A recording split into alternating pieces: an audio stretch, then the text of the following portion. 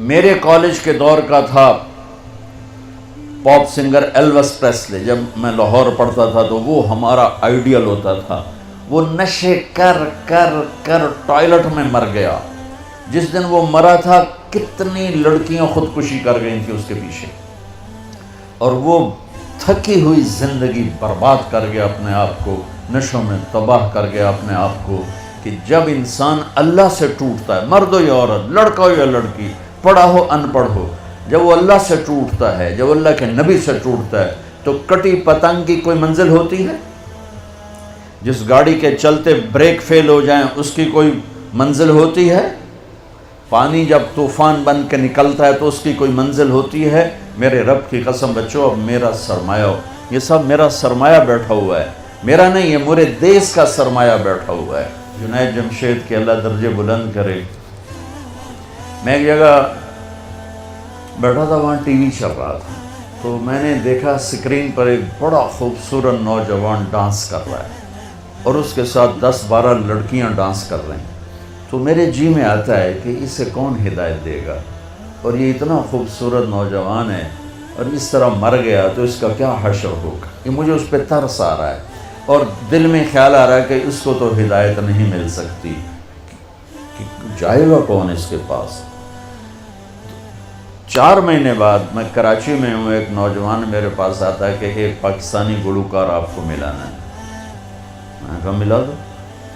جب وہ اندر آتا ہے تو وہ وہی ہے جس کو میں اسکرین پہ دیکھتا ہوں, جنید جمشید.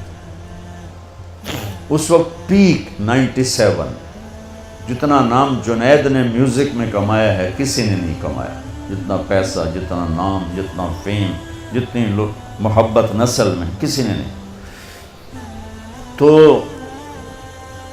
میں نے پوچھا آپ کا نام کیا ہے؟ کہا جی میرا نام جنید ہے. کیا کرتے ہو؟ کہا میرا میوزک سے تعلق ہے. میں نے کہا آپ گاتے ہیں بجاتے ہیں؟ کہنے لگا جی میں گاتا ہوں, دل دل پاکستان میں نے گایا ہے. اچھا. میں نے اس سے بات شروع کی, مجھے نہیں پتا میں نے کیا بات کی. تو وہ نا پہلے یوں منہ چھپا کے بیٹھا تھا, پھر اس نے یوں کپڑا ہٹا دیا اور ایسے کر کے میری سنتا رہا. پھر مجھ سے کہنے لگا ایک سوال کروں؟ میں کہا کروں.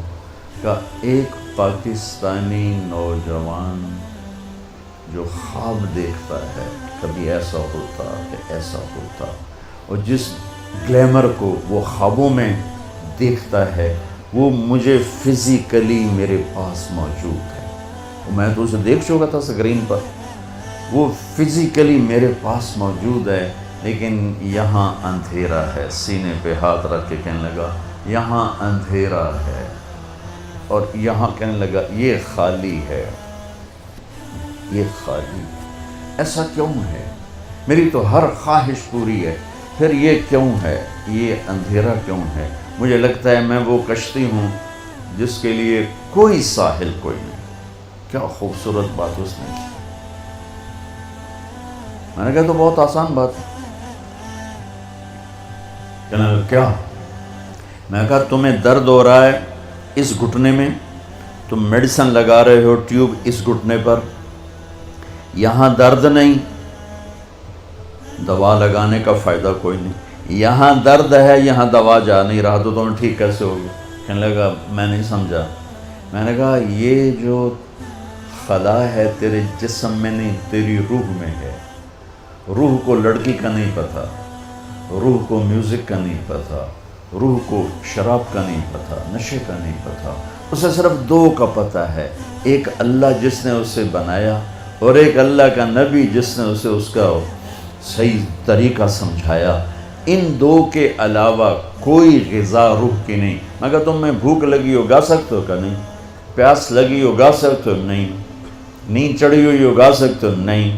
کیونکہ جسم کی ڈیمانڈ تم پوری نہیں کر رہے ہو تو تم گا نہیں سکتے ہو.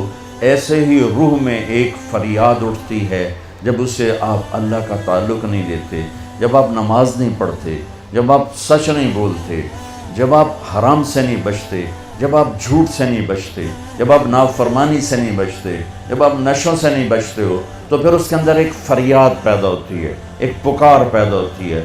وہ فریاد اور پکار وہ ڈپریشن بنتی ہے, وہ اینزائٹی بنتی ہے. وہ بیماری کچھ نہیں ہے, وہ صرف یہ ہے کہ اسے بھوک ہے تم روٹی نہیں کھلا رہے، اسے پیاس ہے تم پانی نہیں. دیکھو میں نے پانی ساتھ رکھا ہوا ہے پینے کے لیے کہ میں انہیں بیان کر رہا ہوں مجھے پانی ساتھ پینا ہے. تو ایسے ہی روح میں ایک پکار اٹھتے مجھے اللہ چاہیے، مجھے کچھ نہیں چاہیے. وہی اللہ کی قسم جنت میں بھی جا کر جب اللہ سامنے آئے گا نا تو کسی کو نہ حوریں یاد رہیں گی نہ کھانے یاد رہیں گے. یا اللہ بس تجھے ہی دیکھتے رہیں اور کچھ نہیں چاہیے، تیرا دیدار ہو اور کچھ نہیں چاہیے. یہ ایسی چیز. ہم عصر کے قریب ہیں، آپ کی ابھی ظہر بھی نہیں ہوئی ہے.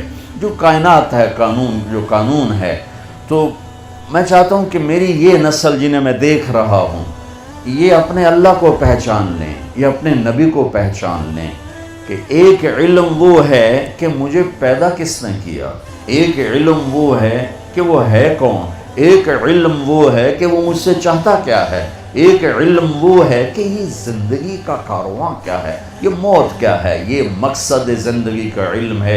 یہ نہ سیکھا تو سب کچھ گیا. تمہارے جیسے بچے گئے کشتی کی سیر کو،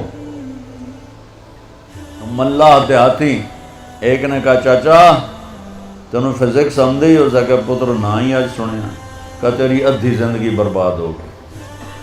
دوسرے نے پوچھا چاچا تینوں کیمسٹری آمدی ہے، کہ پتر میں تو نہ ہی آج سنیا، کہ چاچا تیری ادھی زندگی برباد ہو.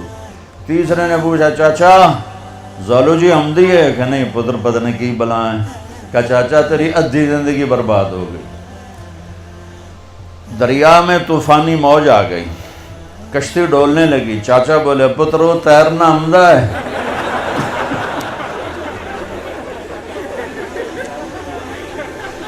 پترو تیرنا آمدہ ہے، کہ چاچا کوئی نہیں ہے، کہ میری ادھی گئی توڑی ساری گئی.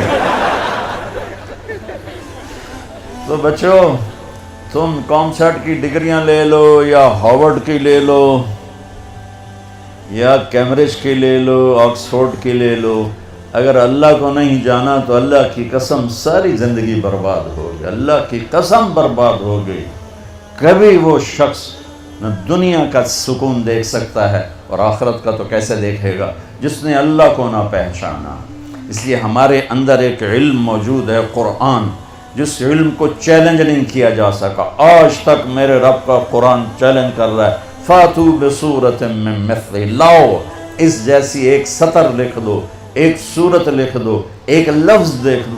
ساری دنیا میں آج عربی پر پی ایچ ڈی ہو رہی ہے، ریسرچ ہو رہی ہے، کیا کیا تہ تک چلے گئے ہیں، لیکن قرآن کی ایک سطر نہیں کوئی لکھ سکا کہ یہ میرے رب کا وہ کلام ہے جو اس کی زبان سے نکلا ہے اور میرے نبی کے دل پر اترا ہے. انہو لتنزیل رب العالمین، یہ رب العالمین کا کلام ہے.